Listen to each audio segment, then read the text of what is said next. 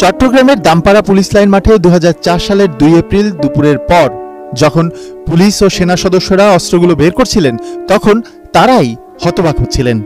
এর আগে কখনোই এ ধরনের অত্যাধুনিক আনকরা অস্ত্র দেখেনি তাদের অনেকেই। 10 ট্রাক অস্ত্রের মধ্যে প্রায় 1300 SMG, 400 rifle, 150 Locket launcher, 12 lakh গুলি এবং 27,000 গ্রেনেড ছিল। ওই দিন বিকেলে ঢাকা থেকে হেলিকপ্টারে উড়ে গিয়ে তখনকার স্বরাষ্ট্র প্রতিমন্ত্রী লুৎফুজ্জামান বাবরও খানিকটা বিস্ময় প্রকাশ করেছিলেন। একই সাথে সাধুবাদ দিয়েছিলেন আইন শৃঙ্খলা রক্ষাকারী বাহিনীকে। এটা যারা এনেছে বা যেই চক্র এনেছে তারা ডেফিনেটলি এই দেশের এই জনগণের শত্রু। তো আমরা বর্তমান অবস্থাতে এটা অত্যন্ত খুব আর্লি আমাদের জন্য টু কমেন্ট সামথিং।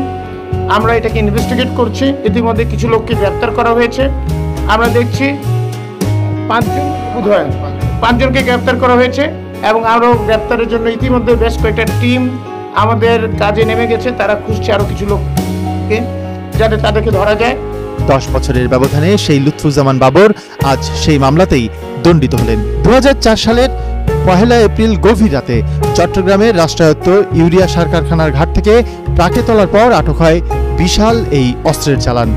মামলার বিবরণে উল্লেখ করা হয়েছে, ভারতের বিচ্ছিন্নতাবাদী উলফার জন্য এই অস্ত্র পাঠানো হচ্ছিল বাংলাদেশকে ব্যবহার করে।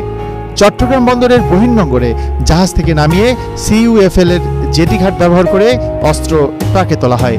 এরই এক পর্যায়ে উদ্ধার করা হয় অস্ত্রের চালান। ওই ঘটনায় অস্ত্র ও চোরাচালান আইনে 2টি মামলা হয় ঘটনার পরদিনই। একই বছর জুন মাসে মামলা দুটির চার্জশিট দেওয়া হলেও 2007 সালে অধিকতর তদন্তের আদেশ হয়। পরে 2011 সালের সেই চার্জশিটে জোট সরকারের শিল্পমন্ত্রী মতিউর রহমান নিজামী, স্বরাষ্ট্র প্রতিমন্ত্রী লুৎফুজ্জামান বাবর ছাড়াও সে সময়ের DGFI ও NSI এর শীর্ষ পর্যায় থেকে শুরু করে মাঠ পর্যায়ের কয়েকজন কর্মকর্তাকে আসামি করা হয়। এর আগে ওই মামলায় আসামি ছিলেন মূলত অস্ত্র লোড আনলোডের সাথে জড়িত শ্রমিকরা। ওই ঘটনার সময় ছদ্মনামে সেখানে উপস্থিত থাকা উলফা নেতা পরেশ বড়ুয়াকে গ্রেফতার করা যায়নি। SM বাবু